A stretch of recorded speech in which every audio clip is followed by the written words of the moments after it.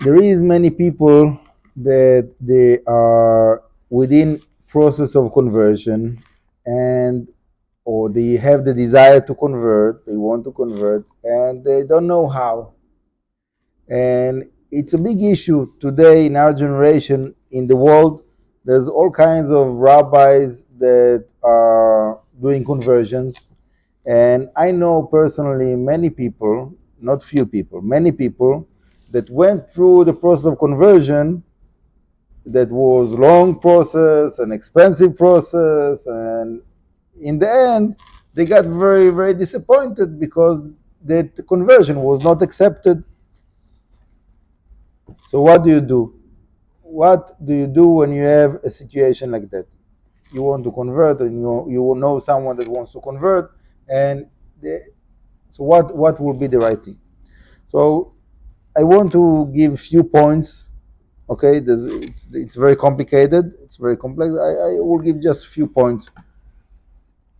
One thing is that you have to understand that there is a difference between the conversion of the halacha, the Torah, and the conversion of Israel state to get the benefits of be able to live in Eretz Israel and so on.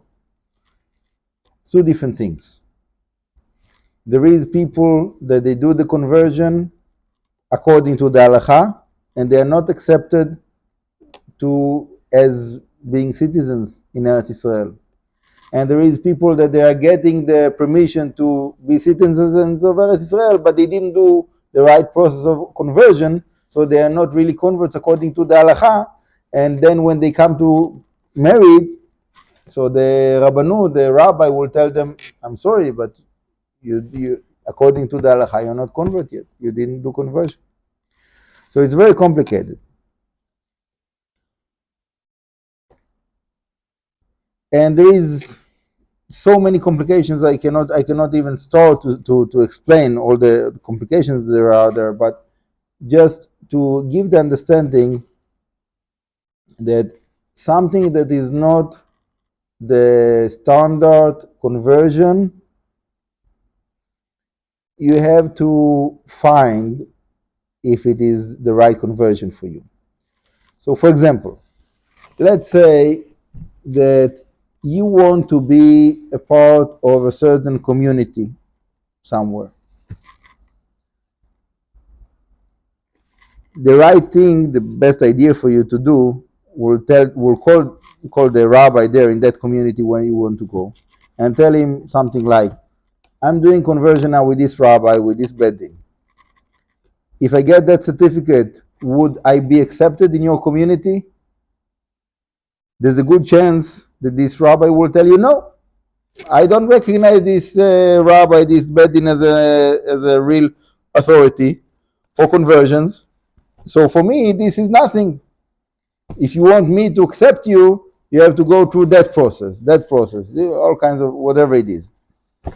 And that's a big issue, because I know a few people that they did some conversion and they wanted to be accepted in a community, and they told them, no, this is not a conversion, you have to go there. And then they went there, and then they moved to a different community that they wanted, and then that bedding was not good, and they had to go to another time, and it becomes to be they did the whole process of the conversion again and again and again, a few times, one after another, for some good period of years of their life. So it's very difficult, very hard situation to be in. But for me, I'm not involved with giving visas and permissions to live in Eretz Israel. I'm not involved with it.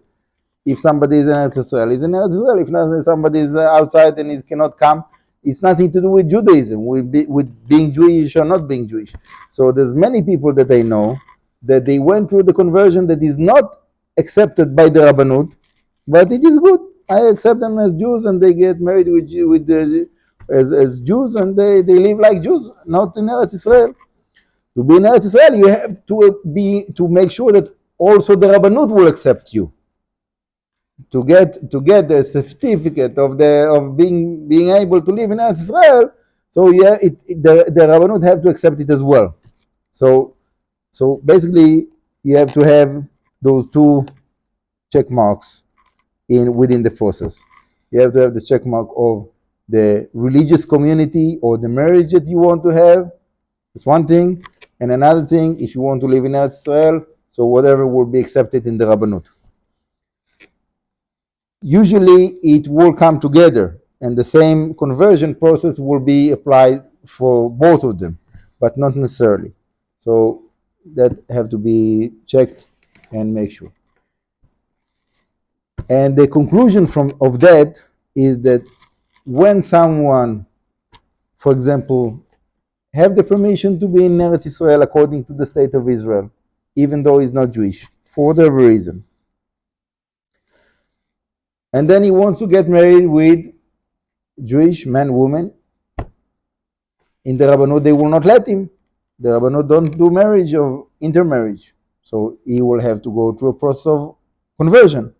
That process of conversion, it doesn't have to be through the Rabbanut, because the Rabbanut is necessary for someone that wants to be part of that system of the state of Israel as a Jewish that is accepted as a Jew through the Rabbanut to get all of that. But if you already have that from whatever other different system, so there you have to worry only about being Jewish according to the halacha. It doesn't have to be accepted by the Rabbanut. So you can go to a Beit Din, and there is many Betei Dinim that are very respected, orthodox, doing everything right according to the halacha, but the Rabbanut doesn't recognize them for whatever reason. So if somebody is doing the conversion in one of those Beit Din and is Jewish according to the halacha, so he can get married. So maybe the Rabbanut wouldn't want to do the marriage because they didn't approve the conversion, but the same Beit Din that did the conversion can do also the marriage. So usually. Again, it's very complex. I'm not trying to cover the whole subject. It needs much more like understanding and clarity, but this is the guidelines. Baruch Adonai Leolam. Amen v'amen.